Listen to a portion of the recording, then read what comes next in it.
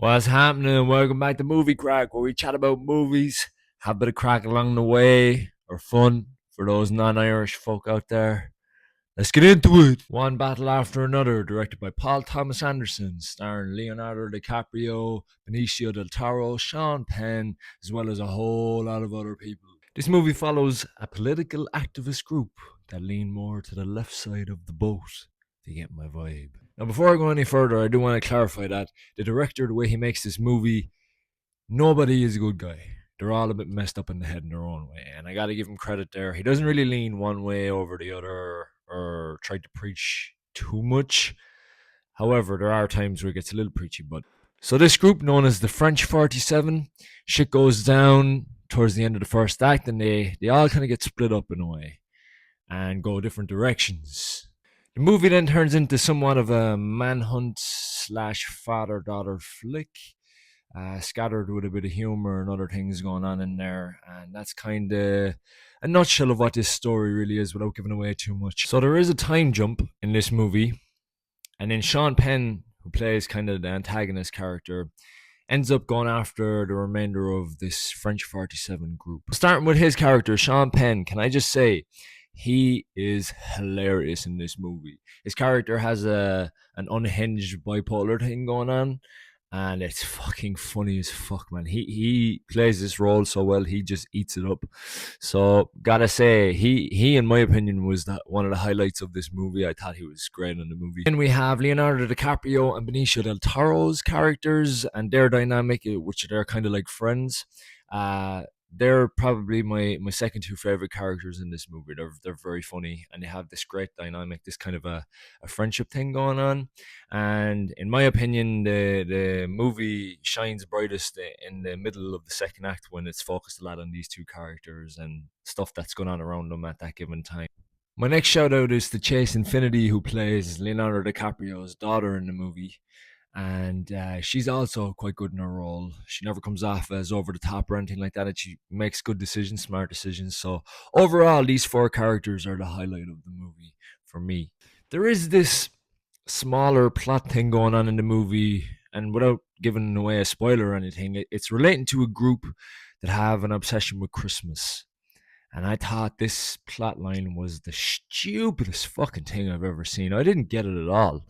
I don't know what he was trying to say with that group, but they were by far the weakest point of this movie. You could have cut those out of this movie and made it a bit shorter, and it would have suited the story a bit more.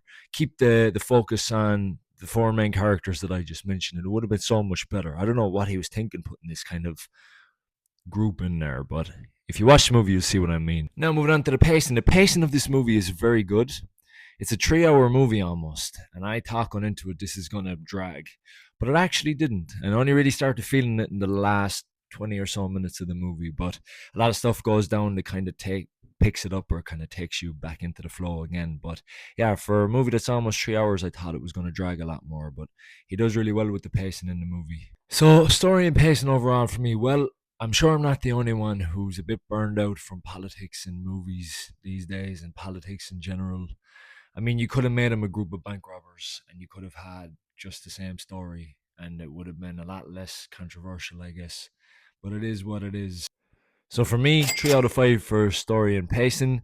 I feel like the politics side of it weighed it down a bit, but in the middle of all of that, you have this makings and bones of a great story and great characters. So for me, 3 out of 5 for story and pacing. On to visuals and direction. Well, the visuals in this movie are very, very good. You know, it's well directed, and some scenes that are supposed to be intense or feel very intense. There's a scene where two vehicles are chasing each other at one point through an area in the middle of the desert.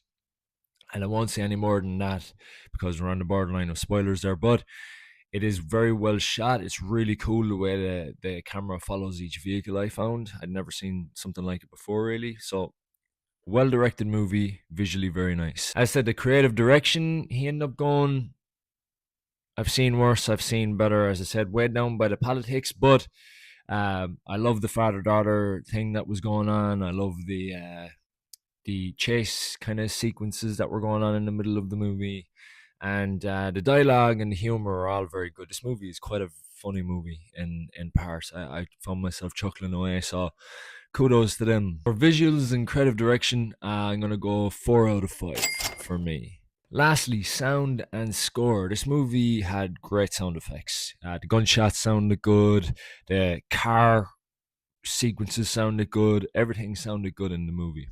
The music was pretty good too. A couple of bangers in there. They had a bit of Sheckwes in there. Though it was only a small fraction of Sheckwes. I heard it. Sound and music, I'm going to go 3 out of 5. So there you have it, folks. One battle after another. 3.3 out of 5. Final score. So, if you like this movie talk and you like this movie crack, stick around. Don't be a sausage. Subscribe. We'll see you in the next one. Hopefully it's a good one. That's all I got for today.